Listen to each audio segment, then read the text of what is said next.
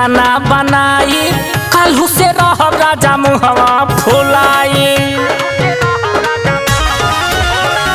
साझे सवेरे नहीं खाना बनाई काल्हू से रहब राजा मुहवा फुलाई।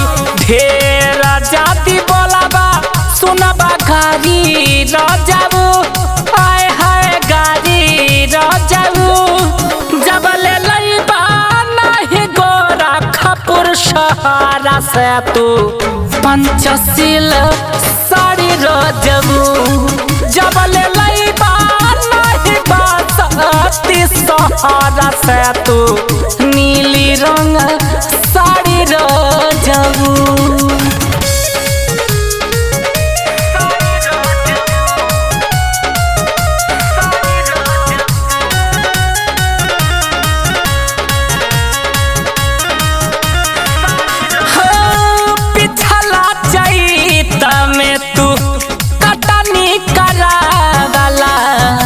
कहला ले आईब साड़ी जुमला पढ़ावला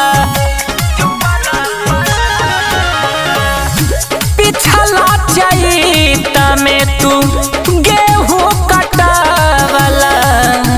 कहला ले आईब साड़ी कहीं के न लैला फूकी देहा बहिरो हुंडा गाड़ी रजबू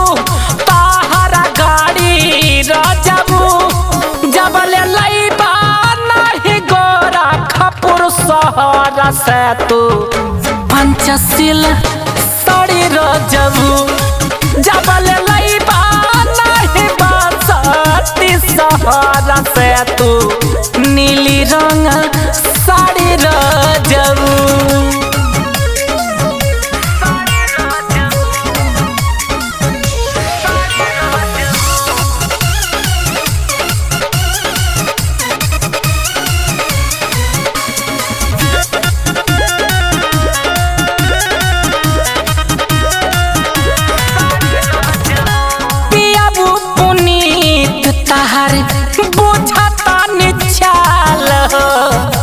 रुपिया बचा के जाओ जा तू माला माल हो। हाँ भसुरु अशोक तहर बुझता निचाल हो। रुपिया बचा के जाओ जा तू माला माल हो। पंगा जा दिलेबा पारी भारी रजबू